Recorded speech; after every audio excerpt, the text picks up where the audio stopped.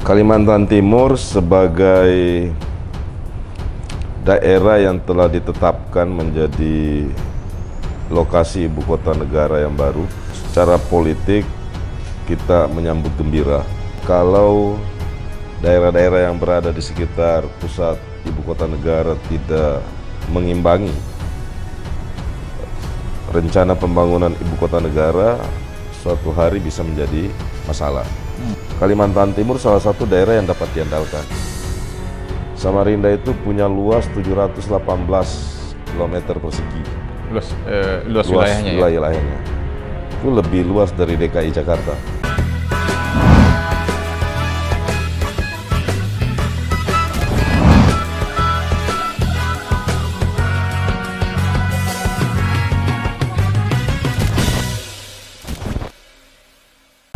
Assalamualaikum warahmatullahi wabarakatuh. Salam sejahtera buat kita sekalian. Om Swastiastu, Namo Buddhaya. Salam kebajikan.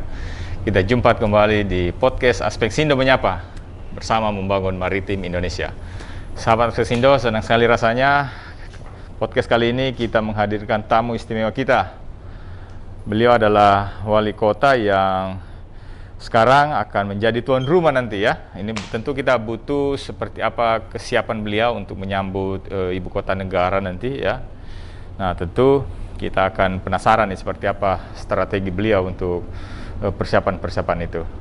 Tapi namun sebelum kita mulai podcast kita buka masker dulu ya sahabat Aspek Sindo, karena kita udah memenuhi prokes, jaga jarak, kita juga sudah vaksin dan antigen. Baik sahabat Aspek Sindo, sebelum kita mulai kita copot dulu ini ya. Ini dicopot dulu nih, belum masuk sponsor ini. Semoga setelah dicopot ini nanti masuk sponsor minumannya nih. Baik sahabat Aspek Sindo, kita sapa Pak Wali Kota Samarinda, Dr. Andi Harun. Sehat? Assalamualaikum. Alhamdulillah sehat, walafiat. Sore ini mengganggu waktunya, Pak Wali. Teman-teman sahabat Aspek Sindo ini penasaran ini seperti apa kota penyangga nantinya untuk menyambut ibu kota negara. Tentu banyak persiapan, terutama bagaimana kesiapan di pangan maritim. Karena kan Samarinda ini kan dekat dengan Selat Makassar dan sesuai peraturan presiden ya, Samarinda ini masuk dalam kawasan daerah-daerah yang berimbas pada kawasan ekonomi khususnya di bagaimana pengelolaan di sektor kemaritiman di Selat Makassar. Nah, Pak Wali, Ya, mungkin ada kiat-kiat yang sudah direncanakan Pak Wali nih menyambut ibu kota negara nih. ya. Kalimantan Timur sebagai daerah yang telah ditetapkan menjadi lokasi ibu kota negara yang baru, tentu secara politik kita menyambut gembira. Tapi sekaligus kami di Kaltim selain gembira juga kalau daerah-daerah yang berada di sekitar pusat ibu kota negara tidak mengimbangi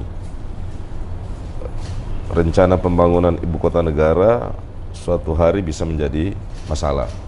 Oke. Karena beban bagi daerah-daerah di sekitar ibu kota negara harus tumbuh secara paralel, harus tumbuh secara bersama. Sehingga daerah-daerah kabupaten kota yang berada di ibu kota negara mendapatkan manfaat bagi sebesar-besarnya bagi kepentingan rakyat. Banyak konsekuensi dari hadirnya ibu kota negara. Pertama, pasti terjadi laju pertumbuhan penduduk akan tinggi. Betul. Karena ada migrasi begitu. Ada imigrasi besar-besaran. Akan bertambah jumlah penduduk diperkirakan, sementara untuk yang pertama kali itu sekitar 1,5 sampai 2 juta tambahan imigrasi penduduk. Sebagai konsekuensi pindahnya beberapa kantor, kementerian, pusat pemerintahan di Samarinda. Itu juga secara sosial secara sosial dan ekonomi akan membawa konsekuensi tersendiri. Orang akan datang berbondong-bondong mencari peluang pekerjaan, tantangan baru di wilayah pusat pemerintahan dan wilayah sekitar. Dan kami sadari betul itu sebagai kota yang jaraknya hanya sekitar 40 menit dari pusat pemerintahan ibu kota negara baru. Kami tidak saja mempersiapkan sebagai daerah penyangga, tapi bagi kami, bagi warga kota Samarinda, ini merupakan blessing in disguise. Ya, kami ingin menjadikan momentum ini, mudah-mudahan Samarinda bisa menjadi pusat pertumbuhan ekonomi baru. Oke. Khususnya Indonesia bagian Timur tengah. ya. Bagian tengah ya. Ya. Oke. Sebelumnya kan Makassar Betul. telah mendeklar sebagai pusat pertumbuhan ekonomi Indonesia bagian timur. Oke. Nah, momentum strategis ini, Kaltim khusus untuk Samarinda tidak hanya harus mempersiapkan dirinya sebagai kota penyangga, apalagi Samarinda sebagai ibu kota provinsi dari 10 kabupaten kota yang ada di Kaltim, juga telah merumuskan visi besarnya agar menjadi pusat pertumbuhan ekonomi baru Indonesia bagian tengah. Seiring dengan semakin dan secara bertahap tumbuhnya ibu kota negara di pusat pemerintahan di Kaltim. Oke. Berarti nanti kalau kementerian pindah, migrasi 1-2 juta pegawai kementerian itu ya Pak Wali? Iya. Belum lagi masyarakat, ini ya Belum masyarakat sipil ya? yang dari berbagai wilayah di Indonesia, bahkan bisa jadi juga dari luar negeri kan? Betul. Kedutaan mungkin Ya, lebih jadi tertarik ke situ ya? Ya, kedutaan. Dan itu harapan kita, harapan kami semua kepada pemerintah nasional untuk memperhatikan sisi ini. Oke. Sisi di mana kabupaten atau kota yang ada di sekitar ibu kota negara tidak boleh lagi menjadi hanya beban bagi tumbuhnya pusat pemerintahan baru, tapi ada komitmen bersama agar daerah-daerah di sekitar tersebut untuk bisa tumbuh secara bersama. Oke. Dan kami menyambut positif seluruh kebijakan Bapak Presiden, pemerintah nasional, dan kami telah melakukan pertemuan dengan Bappenas. Harapan kami bahwa Samarinda, Balikpapan, dan Kutai Kartanegara termasuk Kabupaten Pasir dan wilayah-wilayah sekitar seperti Kutai Barat, apalagi Penajam, bisa menjadi daerah yang ikut tumbuh bersama tadi itu. Oke. Nah, tentu kan kalau sudah terjadi migrasi Pak Wali, ya banyak kebutuhan dasar yang harus disiapkan oleh pemerintah daerah, Ya. terutama di sektor pangan. Ya. Nah, tentu kan butuh sentuhan-sentuhan di sektor agromaritim. Nah, mungkin ada program strategis atau pikiran-pikiran Pak Wali untuk mengantisipasi itu. Ya, salah satu wilayah potensial yang ada di Republik ini adalah Kalimantan. Seluruh wilayah Kalimantan.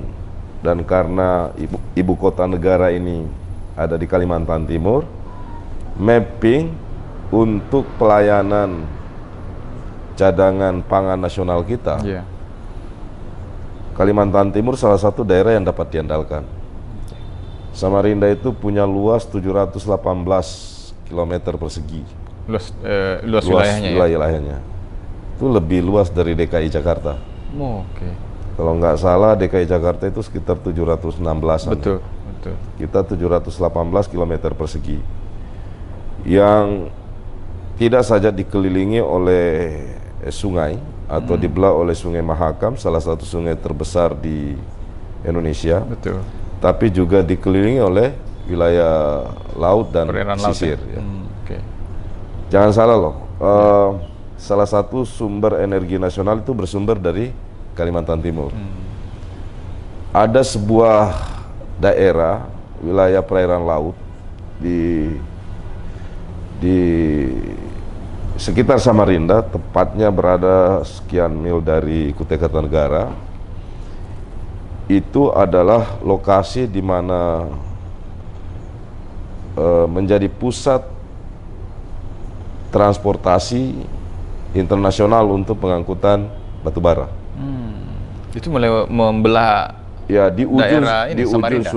di ujung sungai Mahakam itu ketemu laut kan. Iya betul, muara Itu ya. yang disebut dengan Muara Brau. Muara Brau. Itu ada sekitar 93 juta metrik ton kurang lebih batu bara yang terangkut di situ. Itu kawasan Samarinda. Kawasan ada di sekitar Artinya Samarinda dapat lah ya. ya, ada di sekitar Kutai Kertanegara dan Samarinda. Oke. Jadi semua pengangkutan batu bara itu mulai dari hulu, ya misalnya dari Kabupaten Kutai Barat, Betul. melintas turun ke Kutai Kartanegara, lewat Samarinda, dan ujungnya adalah laut. Betul. Di situ ada 93 jutaan metrik ton batu bara yang dilayani sungai maupun laut itu melayani. Di lautnya itu adalah kapal besar namanya vessel. Dari hulu batu bara itu diangkut oleh barge atau ponton. Nanti pemindahan dari ponton ke vessel yang kapal-kapal dari luar negeri itu di Muara Brau itu. Dan nanti saya kirim datanya. Iya, siap boleh. Di situ banyak jalur. Tapi sekarang hanya kurang lebih satu yang berfungsi. Bisa dibayangkan jika terjadi satu insiden, ponton misalnya tenggelam, Iya. maka itu akan mengalami chaos ya. Karena chaos dalam artian tidak sekedar mencaoskan kegiatan transportasi batu bara, tapi termasuk mencaoskan kegiatan distribusi. Distribusi energi tadi itu ya. Selain energi, jasa perdagangan. Oh, termasuk jasa Karena perdagangan di situ ya? karena kapal-kapal kontainer, kapal-kapal penumpang Ya, itu bawa logistik ya? Ya. Mengapa terjadi itu? Karena ada pendangkalan di sisi das. Oke. Dan itu sangat beresiko. Nah, kita berharap melalui Kementerian Perhubungan, Oke. pemerintah nasional memperhatikan ini agar bisa dilakukan pengerukan atau pengangkatan sedimentasi sehingga menjamin kepastian lancar. Contoh, kami itu punya program dalam periode kami ini menciptakan wirausaha minimal 10.000 selama 4 tahun ini. Lalu lintas perikanan kita itu juga sangat bergantung di muara tersebut. Oh, termasuk Oh, iya. perikanan ya, sektor perikanan ya? Karena nggak bisa masuk ke Samarinda tanpa melewati muara itu. Betul. Jadi pertemuan antara muara Sungai Mahakam dengan laut itu yang disebut dengan Muara Brau. Muara Brau itu. Oke, berarti memang sangat seksi ya jalur perdagangan itu ya Pak Wali. TPI kita ada di dalam. Semua termasuk jalur transportasi kapal-kapal tangkap ikan kita yang dari luar daerah Kalimantan ya. Iya. Karena dari Mamuju juga masuk kapal perikanannya ke Oh, sana. dari nelayan Mamuju juga ke Oh Samarinda iya, ya? dari Sulawesi Selatan juga masuk. Oke. Ya saya tiap hari kapal-kapal tangkap ikan dari Sulawesi Barat maupun Sulawesi Yang paling Selatan dekat masuk itu itu. Sulbar ya? Iya. Sulbar, Sulsel ya? Ya. Jadi kapal ikan tangkap kita itu tidak hanya melayani kapal tangkap ikan Nelayan warga Kaltim, iya, warga benar. Samarinda, Kutai Kartanegara, Balikpapan, tapi juga mereka bongkar di TPI Samarinda dari nelayan kita dari Sulawesi Barat, Sulawesi Selatan, semua masuk ke Samarinda melalui jalur muara itu. Berarti sebenarnya muara apa tadi Pak? Muara Brau. Muara Brau ini mirip-mirip dengan Muara Angke. Karena Muara Angke Oh, iya, itu iya. ya nelayannya Iya. juga dari Jawa Tengah. Iya. Jawa Tengah, Jawa Di Timur. situ tuh dari banyak Lampung. jalur, ada lebih dari 5 jalur di situ. Tapi sekarang tinggal 1. Karena yang lain satu-satunya sekarang jalur yang dilewati itu namanya Muara Pegah. Jadi di ujung muara ini namanya Muara Brau. Oke. Jalurnya namanya Muara Pegah. Tinggal ini Yang lainnya udah pendangkalannya ada yang tinggal 2 meter, ini tinggal kurang dari 4 meter, 3,4 sampai 3,7. Berarti harus ada ini ya. Harus Harus hadir pemerintah revitalisasi. pusat ya, Harus revitalisasi itu ya. Dan muara ini menghasilkan sumbangan bagi nasional Oke. sangat besar sekali. Setidak-tidaknya kalau tidak masuk APBN mungkin skema KPBU ya, Oke. kerjasama badan usaha agar muara ini bisa normal. Kalau ini terjadi maka produktivitas ekonomi kita baik di sektor kemaritiman, Iya. energi, dan lain-lain termasuk jasa dan perdagangan akan makin meningkat. Jadi banyak sekali efek positifnya jika dilakukan revitalisasi terhadap das muara Brau tersebut. Itu anggarannya habis berapa Pak Wali? Ratusan miliar. Tapi jangan dijawab dulu Pak Wali, nanti diterangkan Ya, setelah yang satu ini.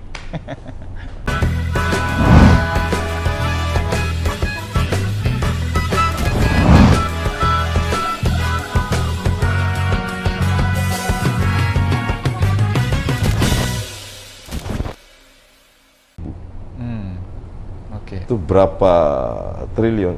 Kalkulator handphone kita nggak sanggup. Ya. Contoh, kami itu punya program dalam periode kami ini